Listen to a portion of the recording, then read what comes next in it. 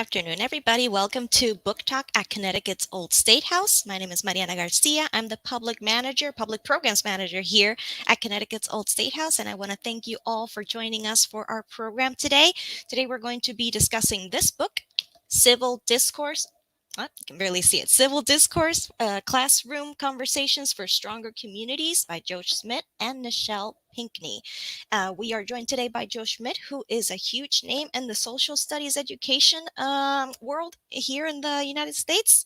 And he's going to join us for a really good conversation about how he came up with all the tips and advice for teachers to have powerful conversations in the classroom with their students around tough topics. So, Joe Schmidt is the founder of Joe Schmidt Social Studies, LLC, where he provides support and professional development to educators and districts across Maine and the country.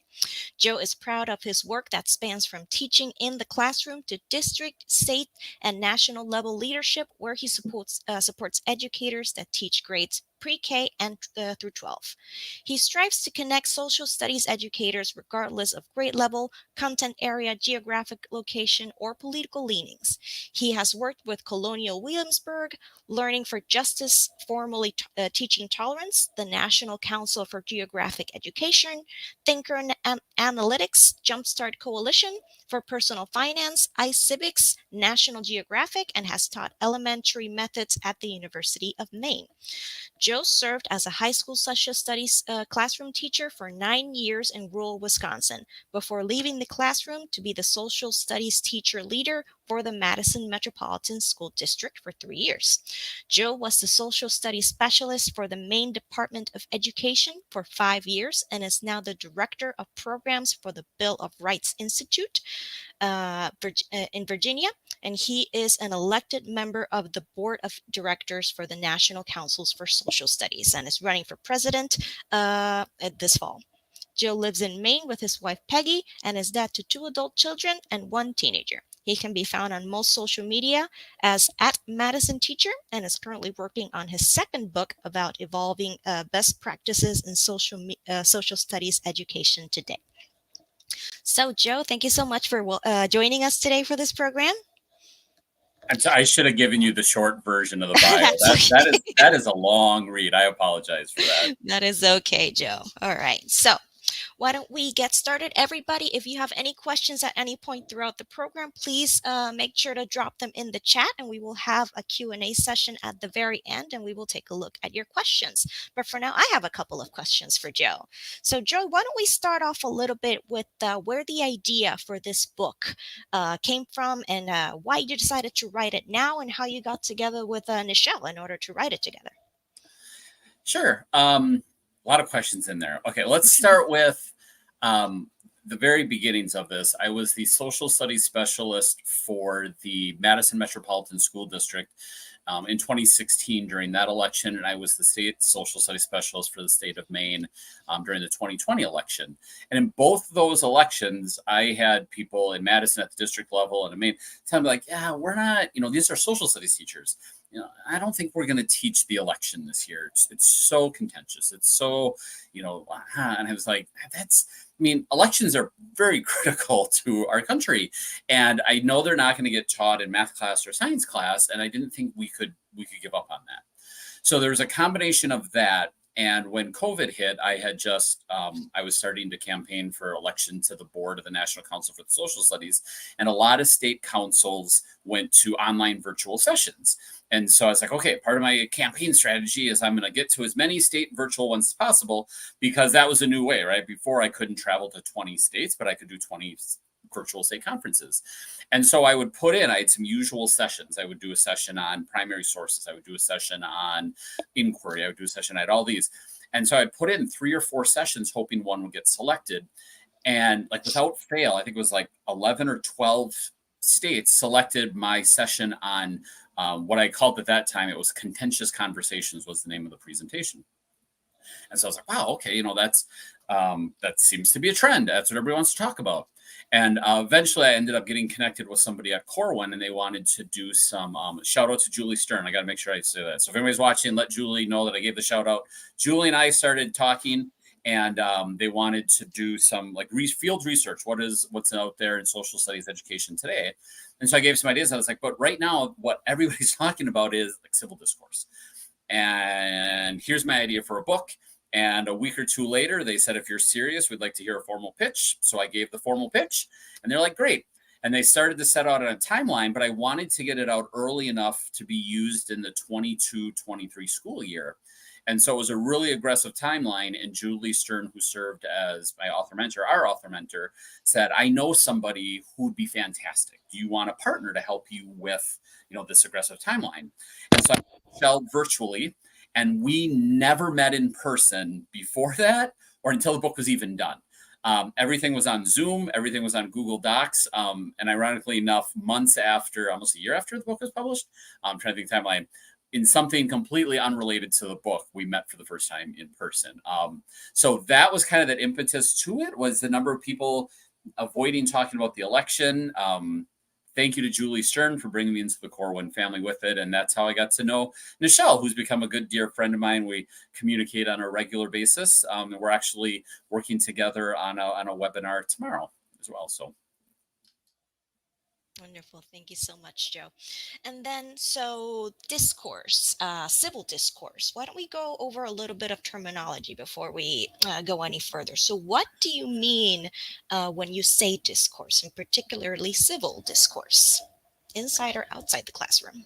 Sure. So, Maria, I'm thinking you read the book, right? Because I feel like this is a chapter 2 question. Chapter 2 of the book is really about defining these terms, and anything you're going to have a conversation about. And for me, what really reflects this is of how I first got involved with the group called Thinker Analytics. They're at the philosophy department at Harvard University. I saw one of them present, and he told this really great anecdote about how oftentimes in disagreements, it's not so much that we disagree about what we're talking about, but we don't have an understanding of what we're talking about. And so we talk past each other on a regular basis. Now, if most of the audience here is from Connecticut, you might agree with the example he used. He talked about being in Boston at Harvard. All of his friends thought that Tom Brady was the greatest quarterback of all time. And that term is usually referred to as the GOAT. But he wasn't from Massachusetts. He was from Denver, and he thought Peyton Manning was the GOAT. And he realized in all these conversations, people weren't arguing about who the GOAT was. It wasn't about, is it Tom Brady, is it Peyton Manning? It was about, what is the definition? Because if we say, well, it's most Super Bowl wins, well, then there's an answer, right? It's Tom Brady. And back during this time, it was before Tom Brady had every single passing record. But you could say like, oh, most Super Bowls, Tom Brady. Most passing yards, Peyton Manning. We're not arguing about the GOAT. We are arguing about the definition of the GOAT. Because if you can agree on what the definition is, then at that point, you have an answer. And so in chapter 2, we talk about having a very clear understanding. If you're going to tackle a subject, a topic, something, make sure that who's ever in that conversation has a shared understanding of what you're talking about. That way you're not talking past one another and just being like, oh, this person's not listening. They might be 100% listening. They might actually even agree with you. That's this really great thing when you study civil discourse in non-classrooms, in communities and in public spaces, is how often people actually agree on a lot of the very key root fundamental things of a topic, but you're dancing around the edge on something else, and that's where you're getting hung up on. Well, policy X, and like, no, it should be policy Y, but really you agree on A, B, C, D, E, like so many other things, and that's where we can try to pull things back. Because when we're talking about discourse, now back to your question, the idea of discourse, it's a sharing of ideas. It's often verbal, but it can be written. We think about, civil discourse is usually people interacting with each other verbally, but it's a sharing of ideas. And if we put civil in front of it, I think we have, pretty shared understanding, in our society around what it means to be civil. We oftentimes hear the idea of, well, we can disagree and not be disagreeable. We can reach a point where you agree with that, I agree with this, but it doesn't result, name calling. One of the things I talk a lot about with teachers is, you want to set up questions and topics so that you're not ending friendships. Right. So if student A disagrees with student B, it's not done in a way where like, oh my gosh, they are now fighting. You should be able to leave a classroom discussion, a discussion at the Thanksgiving dinner table. You should be able to walk away and be like, I don't agree with them, and we're still good, right? We're still friends. We're still family. I'm going to cut them a piece of pumpkin pie, because that sharing of ideas, that cultural exchange is so important in all societies, and I think really in ours today. Thank you, Joe. Yeah, I think that's something that's so missing in just regular conversation between people nowadays, that they feel like you're attacking them rather than what they are saying or their ideas. Attack the idea, not the person. And it's not. I think one of the things we often get trapped into is thinking that a conversation is a win-lose. Mhm. So It's always a loser if you and I are having a discussion, I have to be deemed right, because if not, I've lost something. Mhm. And that's where in the book, we spend a lot of time talking about like this differentiation between having a discussion and having a debate. A debate has winners, right? So let's think about those definitions.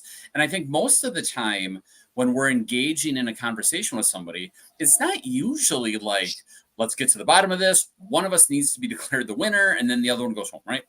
We're usually just trying to share ideas, and we're going to have a conversation. I'm going to get a little smarter. You're going to get a little smarter. We may still disagree, but we can both walk away and say like, okay, that was a good conversation. They haven't changed my mind, but that doesn't mean I've won or I've lost something.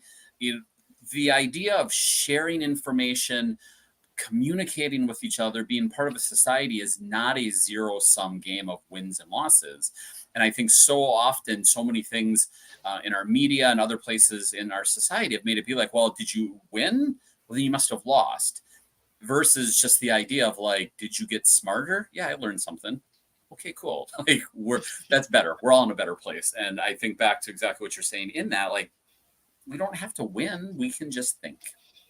Yeah, we can all be winners if we learn something.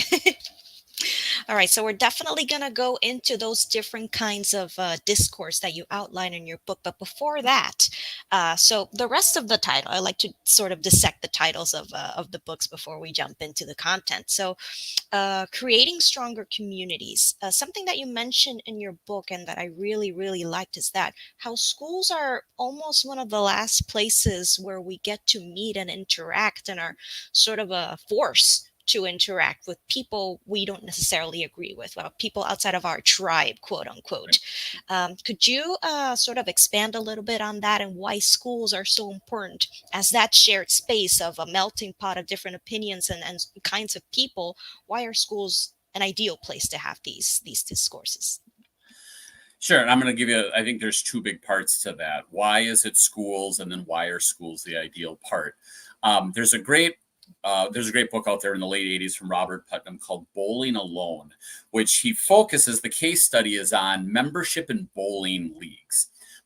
But it's expanded beyond that in the book. But the idea is in our country since the 60s, we've seen declining enrollment in bowling leagues, but also in church attendance, in members of being a 4-H club, Knights of Columbus, League of Women Voters. All of these societal community groups where it wasn't about politics or belief, except for this shared belief like bowling is fun. I believe in this religion. I believe in giving back to my community. And that's what mattered. And the person across from you may have all sorts of different beliefs about other things, but you were here for a shared goal. And we're seeing declines all across the country in all of those areas. And so what that's leaving us with is schools. So why schools? Well, schools is kind of that rare place now where regardless of your political leanings or your beliefs or all the other things, you attend school. That's that shared communal space that is dissipating, kind of the other where you can voluntarily go. And it becomes school being that ideal place, not only because it's that rare place, but because it's a practiced environment. I like to say that, most people have a first job. Most, young adults, either today or when you were younger, you probably had a first job somewhere. And there's a good chance it was probably a service industry job. And this is not a knock on working at McDonald's or Walmart or anything like that. I mean, everybody has a first job. But when you're hired at McDonald's, they don't have a training. And it's like, nice job on the fryers. Tomorrow we're gonna work on the cash register, but today, okay, civil discourse. Let's talk about how to be, give back. Like that's not part of that curriculum in job skill training, but it can be part of the curriculum in schools. And we can set up those cultures where, and this is what chapters 3 and 4 of the book talk about, we're like, okay, this is a place. We might not be very good at it yet, but we're going to have some practice. We're going to isolate certain skills. Let's think about those. Let's think about some topics that are a little on the lighter side. Let's think about some topics that are a little more meaningful, but they're rooted in our curriculum.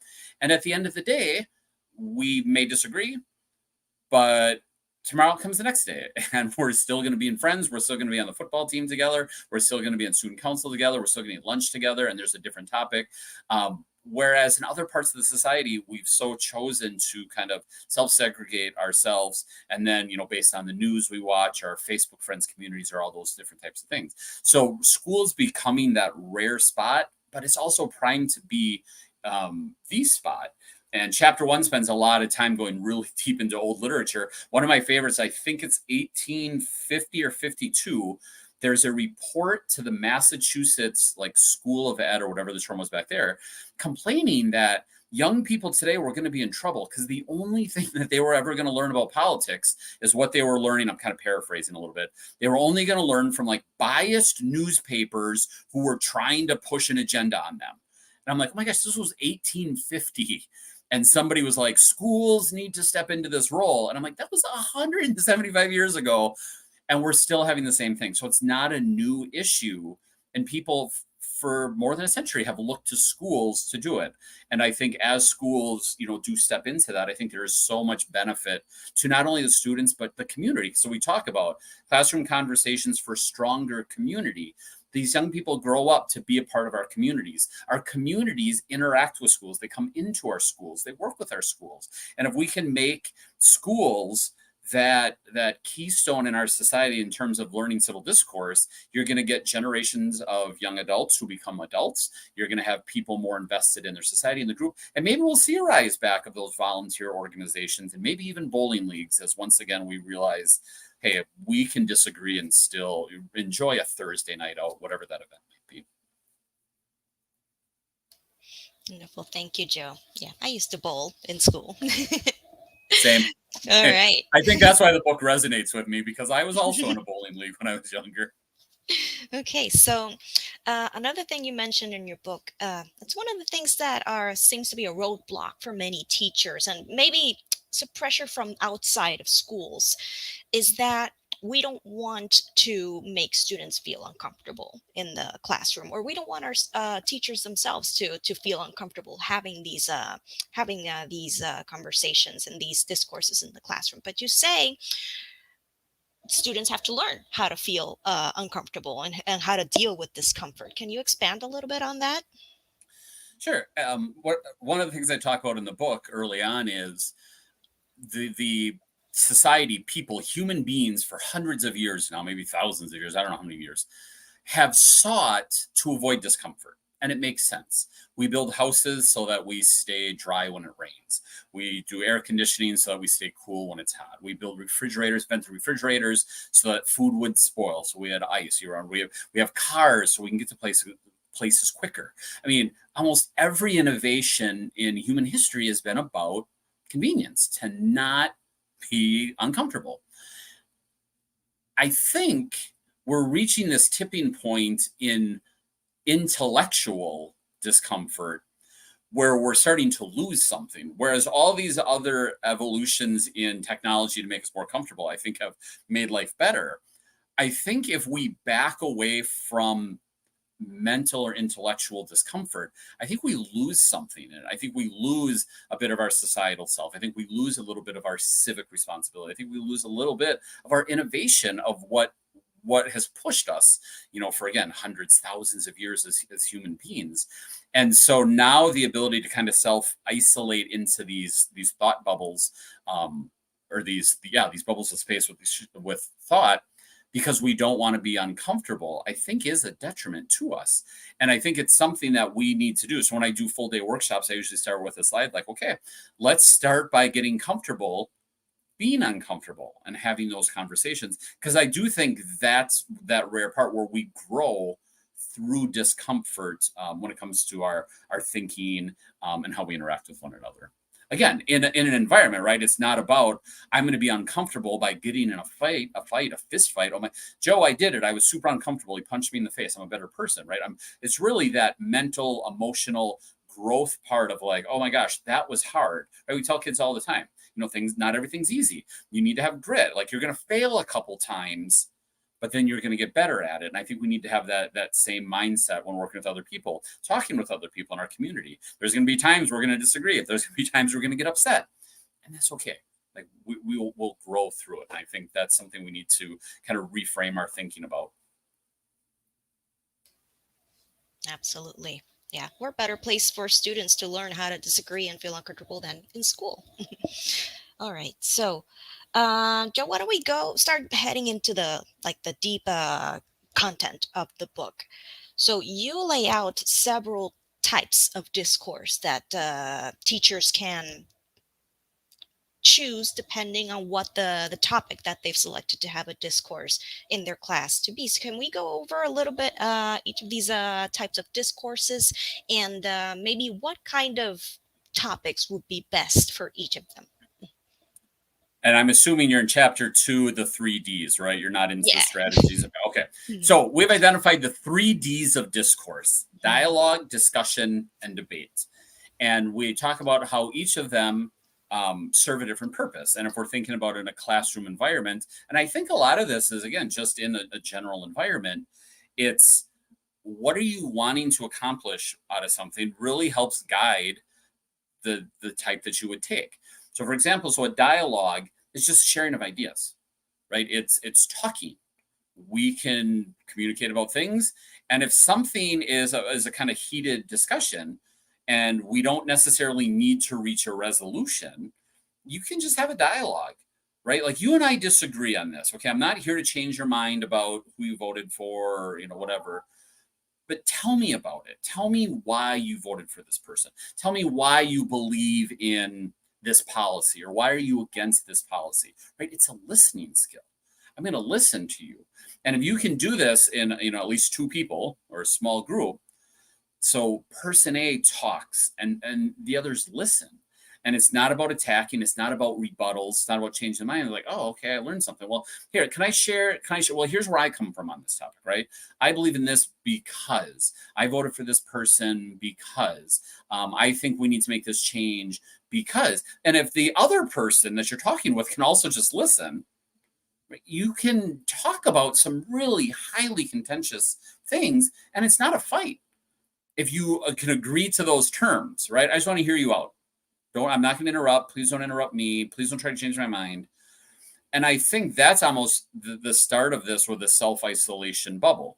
Like if you were driving down the road and your neighbor had the political sign of the opposite party, would you have any comfort level to go to them and just be like, hey, I think we have some shared beliefs or understandings or values or something, and we live in an area. I'd like to know more why. And I think too often, right, then we slip into the mode of, well, I need to win. So if we talk about it and you don't change your mind, I've lost. So I need to talk. But so it's a framing. So the more contentious a conversation is, the more I lean down and say, we don't need a resolution, right? Those deeply held beliefs. And when I tell teachers, like, if you're going to have a conversation about something that people identify with, right? People identify through religion. People identify through LGBTQ. People identify through immigration status, gun ownership or gun rights, access to healthcare, all these things. I don't want to put that on the table. Race, gender, socioeconomic status. Like, I don't want to put these on the table and have a discussion about like which is better or which is right. But there's such a learning to happen in those conversations that I think they're critical. So I tell teachers, like, we're not going to have a debate about race, at least not like, oh, you're whatever. But can we talk about it? Can we just share ideas? But when you talk about some of those topics, we can try to move a conversation forward. So that second D, first we had dialogue, the second D is discussion. And a discussion starts with dialogue. We are putting ideas onto the table. And so, for example, I would say like, well, let's not argue about race, but let's talk about, it's been in the Supreme Court right now. Should we have affirmative action programs in college? Yes or no, right? The Supreme Court had to take a stance on that, make a decision. And so we could have a dialogue. There's 3, 4, 5, 6 people in a room or a classroom or wherever you're at. And well, what do you think? Let's listen. And in a discussion, you eventually start to try to reach a consensus of a point, right? I'm still not necessarily trying to change your mind, but we do need to try to find a common ground, try to get to somewhere. It might be a vote of, I don't know, like 5-4, 6-3, right? Like the Supreme Court. But it's not like, oh my gosh, you lost, you're wrong now, haha, we won. It's, okay, well, we do have to get to a point. And the example of the progression I like to give on this is a discussion that I think people have all the time. Like, what are we going to have for dinner tonight? And it usually starts with a dialogue, people sharing ideas. We can order pizza, we can go out, we can make spaghetti, we can grill out, right? That's, people aren't like immediately combating each other, like, pizza, you're a moron. Like, no, it's putting ideas on the table. But then eventually you do need to reach a decision, right? Like, oh, and people bring ideas to the table. They bring thoughts. Well, we had pizza last night. It's raining outside. I don't want to get in the car and drive. I don't want to be outside at the grill. Oh, spaghetti? Does spaghetti make sense, right? You kind of do that look around, well, and saying, oh, yeah, let's have spaghetti, right? That's a discussion. You shared ideas, you eventually reached a conclusion, but it wasn't a debate. You didn't, like, in your family, I don't think most people are like, okay, dinner tonight. Kids, your team spaghetti. Mom, your team pizza. I'm going to take Chinese takeout. Ready? We're going to come down in 30 minutes with an opening round of discussion with rebut. Like, that's a debate. That's where, I have actually won. I have provided better counterpoints than you. But that's not where we live most of our lives. We live our lives in a dialogue that becomes a discussion to reach a conclusion. And again, we don't taunt people. We don't declare them the loser because we pick spaghetti, not pizza. But somehow we lost that disconnect in bigger topics. Because oftentimes, if we're talking about things people identify with, if we're saying what they identify with is, the non-winning side, that is right now it might be that attack. So then you wouldn't want to have a debate, right? I'm not going to have a debate about those topics. And you might even be wary about a discussion because what are you trying to get to? So I like to talk about policies, but not people. Should we have affirmative action programs in college? Should we pay reparations? We can talk about those policies, but I'm not going to like have a discussion like, oh, is racism a thing? Like, no, like, if we want to talk about racism, let's keep it in like a dialogue. Let's just share people's experiences. We have a lot of historical written records on that. But if you're going to get all the way to that third D of debate, dialogue, discussion, debate, that shouldn't be a heated topic, right? That can be a good, solid idea. But I wouldn't do the one like, if you lose, we might be attacking your identity. Or like, if you lose, like, that's a deeply emotional thing. Because there are topics that are very powerful for people. And if you're going to set up a debate where you're actually declaring a winner and a loser, then that's a really rough place to go. So I would do, like when I teach elementary methods, like I will have a debate around, should we move the capital of Maine? It's currently Augusta. Well, what are the pros? Well, the building's already there. The highway goes by it. The river system goes right by it. What are some cons? Well, it's like the 10th largest city. It's not that big of a city. It was built because it was the furthest upstream you could get. Is that important anymore? It's not the like geographic center. It's not the population center, right? But we needed to reach a conclusion, yes or no. But that's not a topic. We're practicing skills of debate, but that's not a topic where I think people are going to be like, oh my gosh, they're going to move the capital, and they leave emotionally distraught. And so I think that's that sliding scale. And you can do the same thing when you're out talking with people. What's your mindset? If you're going to talk to somebody about a contentious topic, are you debating them in your mind? Or are you listening? Are you trying to get some information from them? Are you trying to work with them? There's a great study that came out just as we were finishing up the book from doctors McAvoy and McAvoy, where they had students talk about a contentious topic, like, should we build the southern border wall? And they surveyed kids on a scale 1 to 10. What do you think? And there was kind of like an inverse bell curve. You had group of kids at like 3 or 4, like, I don't think we should. And a group of kids at like 6 or 7, like, I think we should. And when they had the debate, they had the two sides debate. And then they asked them afterwards, what did they believe? The shift widened. The 3s and 4s became 2s and 3s, and the 6s and 7s became 7s and 8s. And I don't really think when we're having discussions with people, like our goal is like, oh, let's become more divided in our beliefs. So the other thing McAvoy and McAvoy did was they took those kids, again, 3s and 4s and 6s and 7s, and they paired them up and they said, okay, 2 of you think there should be, 2 of you think there shouldn't be. Work together in a group. And what's the best possible outcome that the 4 of you can live with? And then they surveyed posts, and like the 3s and 4s became 4s and 5s, and the 6s and 7s became like 5s and 6s. So they closed the gap. People found the common ground. People found the connections that, like, oh my gosh, oh, there's actually a lot of things we have in common. But again, that's based on if I'm having a discussion with somebody, is my goal going in, do I feel like I'm debating them? Am I trying to win? Or am I trying to learn from them? Am I trying to really reach the best possible solution? And in the book, I write something along the lines of like, no community gets better by excluding half the people. You're like, all right, we won 51% of the vote, so we are not listening to the 49% of you. Like, there's good ideas over there. I think everybody would have to admit, not all good ideas are concentrated in one group of people. And if we don't have any ability to even hear those other ideas, I don't think we can reach the best possible version of any community or society. And that's, again, why we talk about civil discourse for the communities, because I think that's really the outcome. I'm a social studies teacher. I'm long-winded. I'll talk all day. No, yeah. Thank you so much, Joe. Yeah, one of the topics for discourse that we use here at the Old State House during our school programs is whether or not 16 and 17-year-olds should be allowed to vote, which is actually a potential legislation that might be happening here in Connecticut. So that brings me to my next question, because you were talking about moving the capital from Augusta. So what advice do you have for teachers to find good topics for discourse in their classroom, particularly things like that could, resonate with their students, maybe like local topics and stuff like that? Sure. One big point that I try to start with is anytime you're asking a question and you're like, okay, I'm going to ask them this.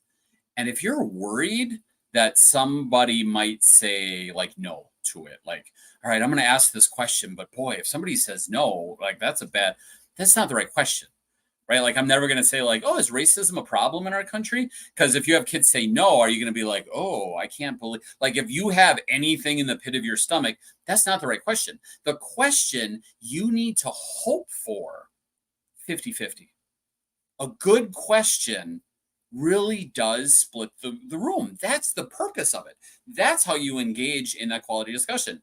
If it's 15-on-1, that one person's in a hard position. Don't put them in that situation. I have trainings where we do philosophical chairs where it's yes, no, and undecided. And I'm very open, right? Like the perfect question is a third, a third, a third. And sometimes we get there and sometimes we don't. I was in Lubbock, Texas, and I had a question that I had used previously that I got a third, a third, a third. And this time it was like 50% no, a third unsure, and like a fifth, whatever the math is. I mean, there was like 3 people on the yes side. And I said, okay, so we went through, we talked about that. And I said, okay, let's redo this question, right? Because if, and I've had people say, well, what if everybody's on one side? Terrible question. So we wordsmithed the question until we got to the point of about a third, a third, a third. And then we re-engaged back in the question. And then when we were done, we started to pick apart like, okay, well, why did changing this word, or why did changing this part of the question, why did that move you? And that's a great discussion then. So, okay, so if we say mostly, that's a yes, but if we say everybody, that's a no. Why? So what is the difference in there? And so you start to get into the parts of the question that are actually the meaningful part of each question. And then you want it to make meaning. So there was, you had asked about like, how do you make it local? How do you make it meaningful for the students? I mean, a lot of that is just knowing what they're talking about, knowing what those topics are. I mean, if you're an educator, you have a curriculum, some sort of curriculum that you have to probably stay at least tied to it at some level. But you can ask the kids, okay, so we're going to talk about this today. What do you think the contentious part of this topic is? How do you want to address that? And be willing to change a question as you're going along. Like, well, if we were to ask the question, okay, today I want to have a little bit of discussion. How many people feel X?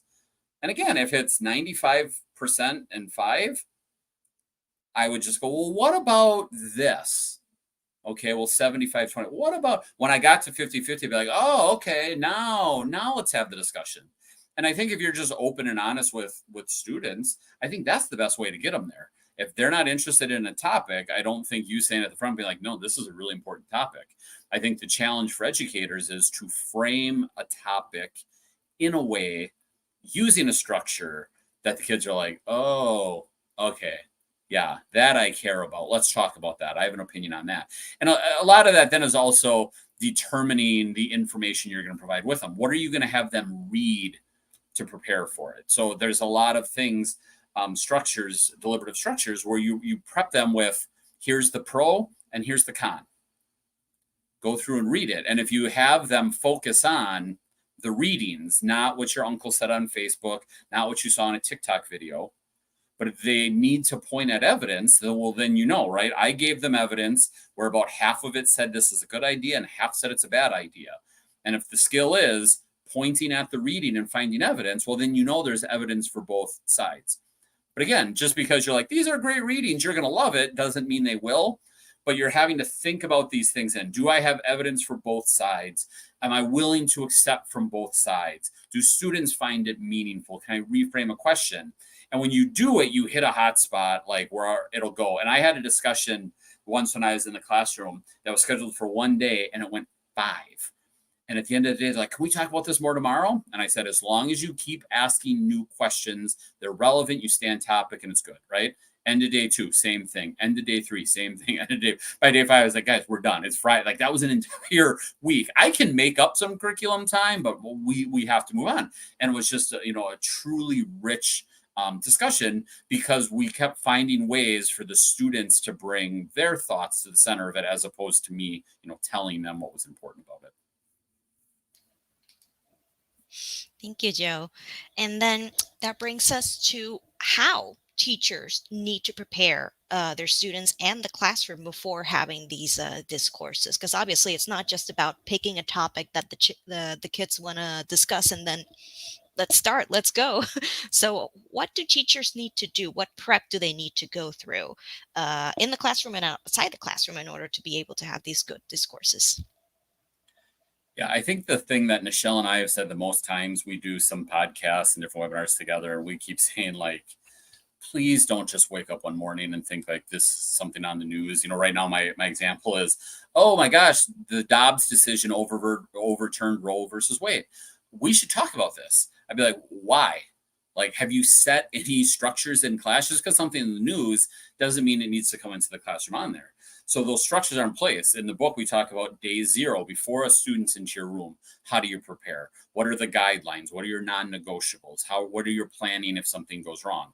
On day 1 with the students, how do you involve them? Nichelle writes, beautifully about her signing day. They would make these classroom agreements where the principal would come down. There was a big quill pen, right? It was a to-do. The students were invested because they wrote it. And then it meant something because it was elevated as meaningful. And then you have to practice it. I would teach, when I was in the classroom, by the end, I was teaching juniors and then seniors. So I had seniors in senior elective advanced courses who I had all year the year before. And I still wouldn't be like, well, we know each other. All right, let's jump in. You still have to set the stage. And that's where we talk about what is the skill you're working on. Clearly talk about it, right? If it's about finding evidence, if it's about making a clear opening thesis statement, if it's about doing a really good job with point counterpoint, be clear what you're working on.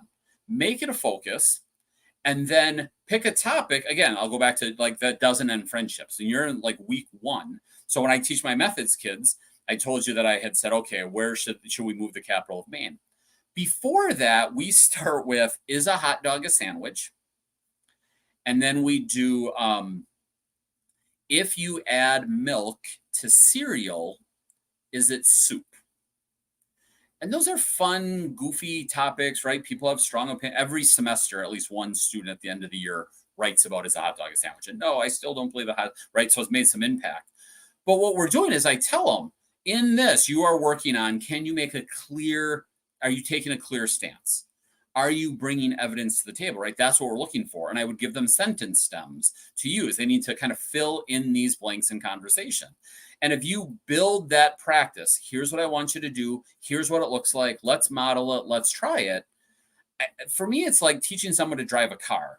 When you're teaching somebody for the first time, you don't give them a set of keys, give them a Ferrari and hop out on the highway. I mean, I don't, maybe somebody does. I have not run across somebody yet who does, but it's, sitting in a parking lot. It's an empty church on a weekday moving around. It's a mall parking lot in back. There's space. You're looking at pedals. You're pointing at things. You're doing 20 miles an hour down a back road until the muscle memory is there, right?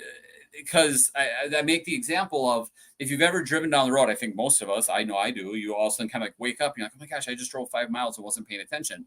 You were having some conversation in your head, but you didn't pay attention because your body has all the muscle memory of 100,000 miles under your belt, whatever it is. Young drivers and students don't have that.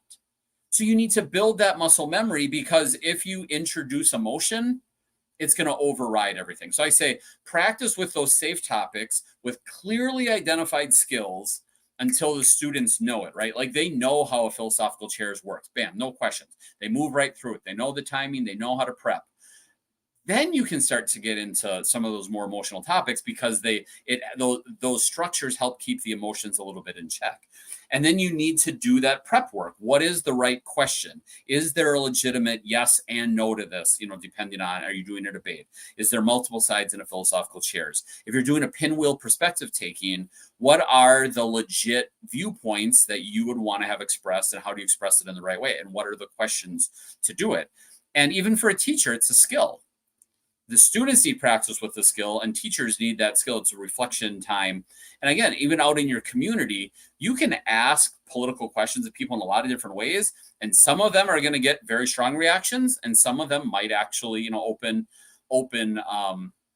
to a positive conversation, right? And I don't want to oversimplify it, but if you ask your neighbor, like, politics today they're really confusing, or boy, it's really tense, and I just want to learn more about can you tell me about how you got to be it's a lot different than like, hey, I couldn't help your sign out there in the road, and I think all people that vote for that person are a moron, but maybe you can change that. We're like, you've already set a tone.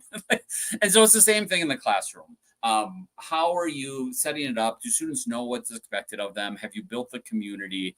Are we all on the same page? And have we had some practice? So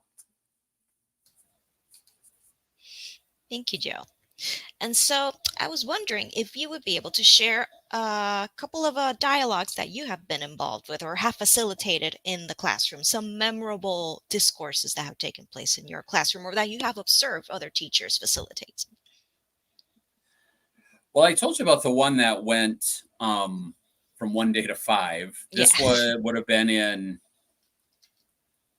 like 2010 or 2011. I think it was pre what is this? The LGBTQ, the same-sex marriage, Oberfeld something. So this was before, just to be clear, before same-sex marriage was legal, constitutionally, nationally legal.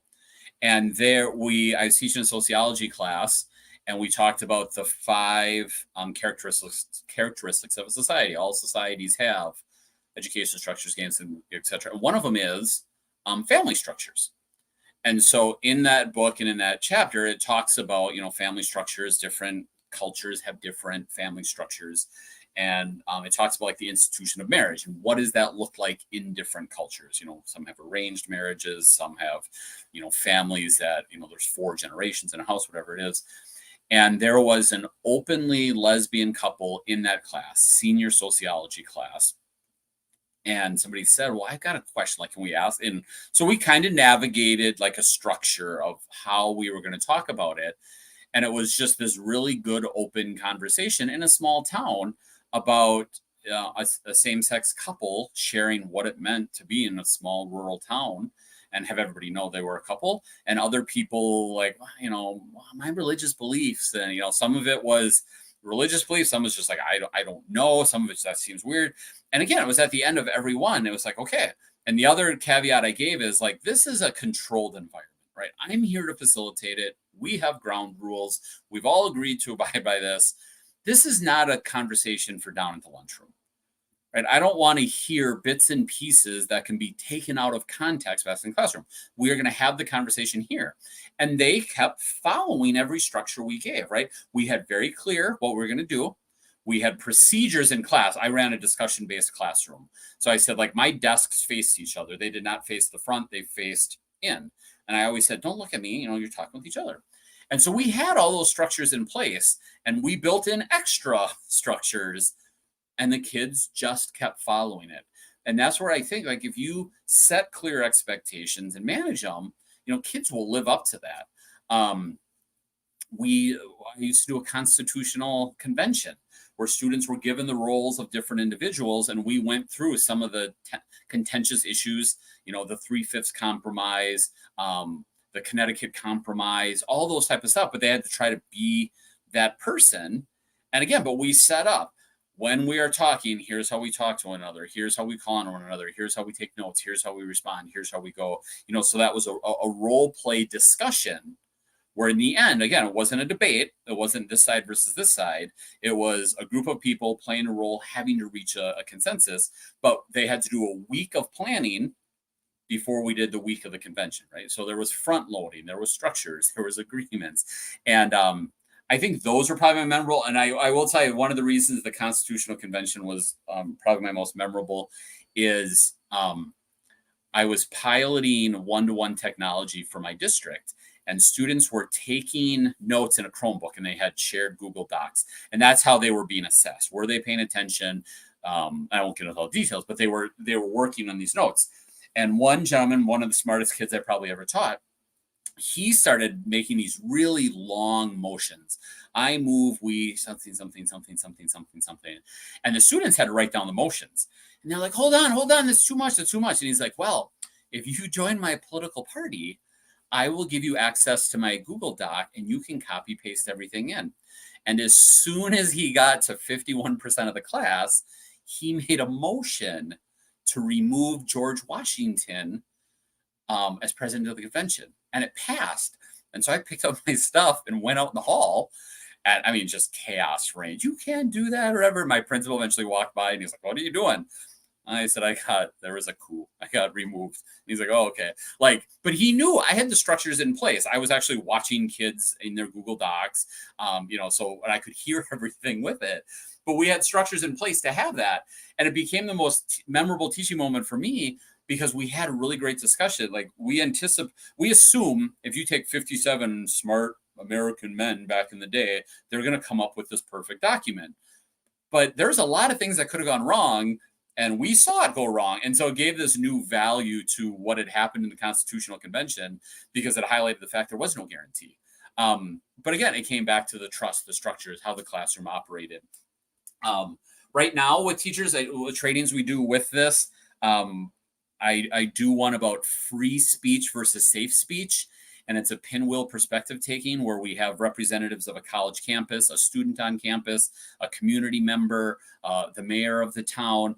And we're talking about how does free speech or protected speech on the college campus impact the town around it. So I give them some news articles about events that had happened at the University of Missouri and at Yale, and have them read through it and then work in small groups to take on a role. And it's great. And I do it with teachers. It's usually the last thing I do. They've been with me 8-9 hours. And there is so much energy in the room at 3:15. I'm like, all right, hey, everybody, it's time to be done. We got it. No. And I'm like, okay, anytime after 8 hours, people are booing that it's time to be done. I'm like, that's the right energy. So that one has been a fun one because it's something our society is struggling with. We have free speech, but where are the lines? Where are the boundaries? How do we make sure that it's not offensive speech? And to put adults into the role of trying to figure that out has been a really good one. And I'm sure I could go on and on, but Miriam is probably like, Joe, we're running out of time here. I've got more questions for you. Stop telling stories. Thank you, Joe. I love that story when you got voted out. Students beating you at your own game. Oh, and it was brilliant. So then at lunch, right, they're talking about it. So that was like third hour before lunch. So then like fifth hour after lunch is like, I want to make a political party. Did everybody hear what happened to George Washington? And it failed. Like it failed in every, and I started telling following years, I started telling them that. And no other group ever pulled it off, even with the knowledge it was doable. But again, it was such that shining moment of like everything that's happened in this country could have gone a whole bunch of different ways. But how did it get to this point? So yeah, it spread across our small high school like wildfire, and every other our tribe it failed. That's wonderful. Okay, so I have a question, something that I'm sure most of the teachers watching are most interested in. How do you address student behavior when these civil discourses turn not so civil? And also, have you gotten any backlash from other teachers or parents or districts when you're having these discourses or facilitating these discourses? So day zero, what I alluded to earlier, and it's in chapter 3, the day zero planning, I think is really critical on this. And it talks about how do you plan for what you can't plan for. My example is a fire drill. Because a lot of times people are like, what do you mean, Joe? How do I plan for what I can't plan for? That's the dumbest thing I've ever heard. When I say like, okay, fire drills. We have fire drills in schools, public buildings. I used to work for state government. We had fire drills. Like, we do that so that when the unexpected fire breaks out, we have a plan. And I ask people, anybody here ever been in a fire? There's usually somebody. I'm like, okay, did they tell you when? Did they tell you where? Did they tell you the type of fire? No, you don't know that yet. We're prepared because we planned for it. So I urge teachers, if you're going to have these conversations, even if you're doing all of the other steps, even if you're doing the community building, the agreements, you still need to know, okay, what's my plan? For me, my colleague right across the hall, we did a lot together. She was sophomore English. I was junior. I was 11th grade social studies. And we would end up piling in a lot of stuff for districts because we worked well together. We're both tech savvy. And it was 2 content areas and grades. So it was a good place. It wasn't just like, oh, well, that group of kids, right? And so my plan always was like, if there was an issue, I would call Jessie. Jessie her door could see outside of my room. So if I sent somebody out into the hall, and then she would know to keep an eye on my room while I took a student down. That was my plan. I had no idea what conversation would trigger an inappropriate comment. I don't know where it would go. I don't know how any of those things would happen. But I do know if a student loses their temper and says something inappropriate, does something inappropriate, they might get in trouble. They're probably getting some sort of trouble. But if as a teacher, if you respond to that inappropriate, right? Like they say something highly emotional, you get upset and say something, you're probably going to be on the news. And I do not want to see you on the news unless it's for winning an award. But you need to know, like, okay, Timmy, out in the hall. Pick up phone. Jessie, is Timmy out in the hall? Can you see him? Yep. Okay, I'm going to need a minute. Then I need you to come to my room and watch the class. I'm going to go down, take him down to the principal's office. Right? Like, I need to know what the plan is. And people have said, well, if I send him down to the principal's office, they're sending him right back with a bag of potato chips. They're not going to help. I said, great. Not that that's great, but if you know that, that's good.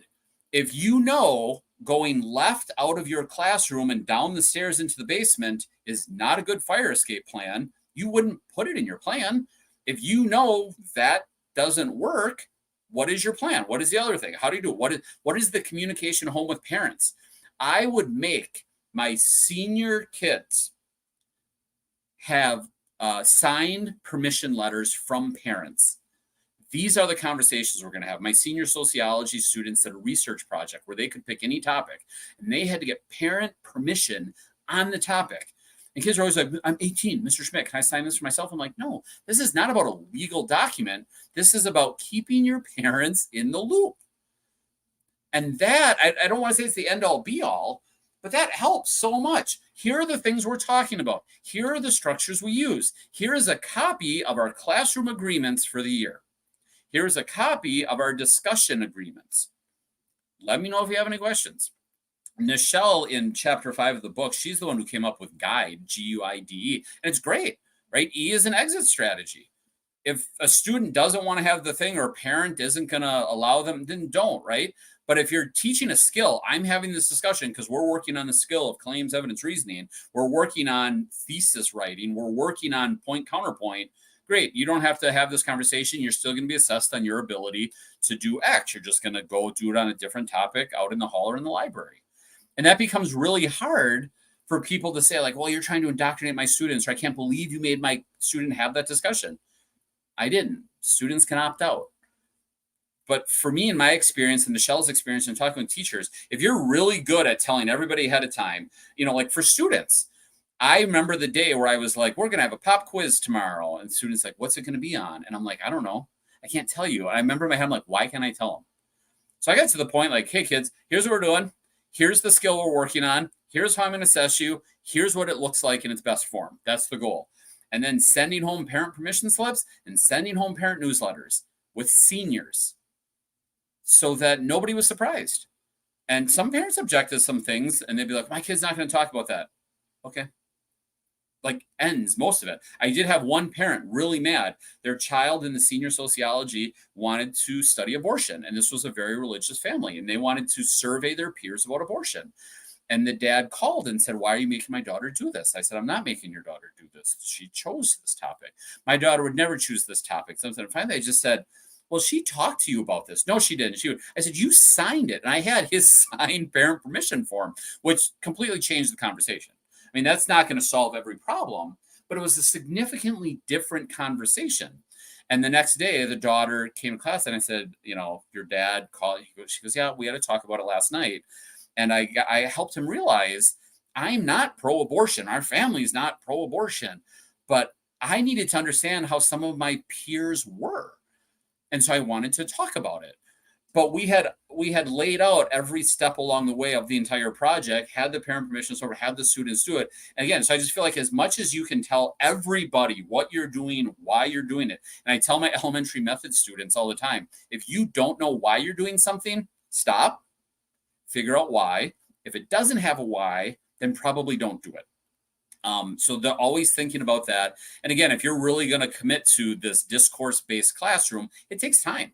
It takes time at the beginning of the year, but it does prevent other issues from arising. It does set the stage so that you can spend, maybe you have to spend 2 weeks really planning stuff, really practicing, really thinking about it, and a couple more weeks of onboarding. Man, that still gives you like 26, 28 weeks of really, really good discussion that's been benefiting from that front loading that takes away so many of the problems back at the end. And again, none of this is foolproof. I've made mistakes. Nichelle's made mistakes, and you work through them. But every year I got along, I got better. I lucked into some things, realizing right away, parent permission slips. But I mean, we all make mistakes. Just if you keep your administration informed of what you're doing so that they know why and when and how you're doing it, not every day, not like here's our discussion topic for the day, but like we're doing classroom agreements. I'm going to do structured academic controversies, for the most part, 99.9% something, like you're going to end up on the pretty good side of it as long as you're following like all those other things you need to be doing. We had a time. Is that the full hour almost? Yeah, thank you, Joe. We are cutting a little bit close, but I do want to give anybody, if you have a question, a chance to post it in the chat or in the comment section. But while we're waiting for some questions, I'm not seeing any yet. Joe, we are going to be hosting an in-person workshop with you later in the year. I believe it's November 18th. So I would encourage everybody, if you are an educator in the Connecticut, New Englandy area and you're interested in taking this workshop, please do check out our website. And when we do have all the concrete details, you will find all the information there. But Joe, could you give us maybe a quick preview of what we might expect from this workshop with you? Sure, absolutely. It's been a blast working with the members. Marianne, you'll have to remember who I'm exactly working. It was like the Historical Society. There's other groups where the questions, we are pulling topics. I said, what are the relevant topics right now in Connecticut history and contemporary stuff. And they've given me some topics. And then I dug through some primary sources. I dug through some news articles. We pulled things together. We worked on questions. We rewrote questions. We got to a good place. And so anybody who comes that day, we will do 3 different topics related to Connecticut history and or contemporary events. You will get a little reader, a packet that you will use that day. So we'll do 3 different strategies with 3 different Connecticut-based topics with associated brief readings, because it's really hard if I can't give it to you as homework. But you'll get a brief set of readings to prep for it. And then the others, the historical society stuff, they're working on a digital resource packet. So then if you want to go really deep into it, because you get about 10 minutes to read and then do the activity. But if you want to go deeper into it, so you'll leave with 3 different strategies that you'll get to try out related to 3 different topics about Connecticut, with 3 different sets of readings for it, and then 3 bigger sets, like if you want to spend a weekend reading about X. I don't want to give away any spoilers about the topics because I want you to come and see it. But I do see a question in the chat. It's good to see you again, Steve. I got some other ones in there. Oh, yes. The goal of discussion is not to now a discussion, and it depends on how you define consensus, Steve. Steve says that the goal of the discussion is not to arrive to a consensus. Now, I describe a consensus as not unanimous. And it's probably not a majority either. Not just like 51%, we win. But a consensus, if we're having a discussion, we're going to reach some conclusion. But like when I do work with districts, we talk about what's a decision threshold. If we're working with 20 people in a department, what percent of people need to be on board? Because usually somebody will say unanimous. And I'm like, okay, so if one of you disagrees, are you really going to let them overrule 19? And they're like, oh, no, that doesn't make sense, right? So for me, a consensus is this point where we have something over a majority. Not everybody necessarily agrees it's the best idea, but they've agreed to work within those parameters. So, Steve, I would say we do want to reach a consensus as long as we have very clear parameters about what the consensus is. Because to me, it's not unanimous. It doesn't mean we all have to be on the same page. Because if we think about the dinner, what are we having for dinner tonight? We do have to get to a final decision. But that doesn't mean I preferred spaghetti over tacos, but I realize I've been outvoted and I'm hungry. So at some level, we do have to reach a conclusion, but a lot of times people think consensus means everybody's on the same page, we've changed minds, and that would be no. I'm not necessarily saying we have to be here to change minds, but we need to have a structure in place where we can reach a decision point. So I really tore that apart. So I think there's some yes and there's some no in there. But again, what is our definition of consensus? When I talk about my definition of consensus, we are trying to get there, but that doesn't mean we're changing everybody's mind. I'm not forcing unanimity on that one. Thank you, Steve. Good to see you. Good question. Carlin, I teach 6th grade with block scheduling, so 90 minutes each class. How long would you have a discussion last during the time frame, and what follow-ups have you used, written, etc.? A couple things. A structured academic controversy, if you really do it out, if you do every step identified in the book, and actually when I do trainings, I've added one extra step as well that I heard about somewhere. They're like, oh my gosh, this is fantastic. I can't do it in an hour. For me, like a block schedule would be perfect. I would assign the reading ahead of time, because a structured academic controversy, you need to tie them to certain readings. We want to say, okay, there's 2 that are for and there's 2 that against, and no, you can't use what your uncle said on Facebook, right? Like I would assign that as reading the day before, and maybe even some small group prep time. But if you have a 90-minute block, I'd say, okay, come to class with all this read. And then we know everybody's going to read it 100%, right? Wink, wink, right? I mean, we also know that's not going to happen, but we hope that they do. And then you would have about 15, 20 minutes of reading and group prep time. And that would allow you a good 45 minutes plus to do a really good structured academic controversy, and then a little bit of a debrief. Now, If you're doing other things, if you're doing a philosophical chairs, I would not do that for 90 minutes of class. I wouldn't even do that for 50 minutes of class. That's too much. Same with pinwheel perspective taking. There's just some strategies that lend themselves to different time blocks. I'm kind of complicating the question. But I would make sure that you want to do them all to an authentic conclusion, whether that's timed or kind of some of the steam has come out of the room. Although I tell my methods kids all the time, like, I don't end a discussion when everybody stops talking. I try to end it like when there's this really good pitch going, because then students say, oh, no. Like, well, I want, like, if it's run its course, then I feel like you're losing some people in there. So follow-ups, I like to talk about, and these are some of the things I've built into the structured academic controversy. What was the best argument you heard today? It doesn't have to be for your side, right? It can be something that you didn't agree with, but you're like, wow, okay, that's a good point. I hadn't thought about that. What was the best points you heard today? Why was that the best point? What would be some things that you would need to hear in order to change your mind? If you didn't change your mind at all, what would you need to hear? What would somebody have to tell you? Right. And I would want to say, like, you can't be like, no, I'll never change my mind. Like, there has to be some point. So there's a lot of this self-reflection built in. And a lot of it, again, is that lead up. I'm not assessing you on what you say in your 25 minutes or 30 minutes, whatever it is. If we're practicing skill, whatever, did you come prepared with the right evidence and research? Did you bring a certain amount? I said, bring 10 things. Did you bring 10 things? We're going to do a post reflection on it. I'm going to have you write about it. I'm going to have you summarize what other people have said, right? Summarize the main points the other side. But I'm picking out post assessments based on the skills that I told them ahead of time we were working on. All right, we're going to have this discussion today, but I'm really focusing on your ability to listen and then synthesize. I love it. Mariana's probably like, Joe, we're out of time. Let me do one more thing in here, Carlin. I love to do a sentence stem where if I'm talking with Steve talks and then I'm next. Okay, what I heard Steve say is X, Y, and Z, and summarize it. And I will do it with teachers.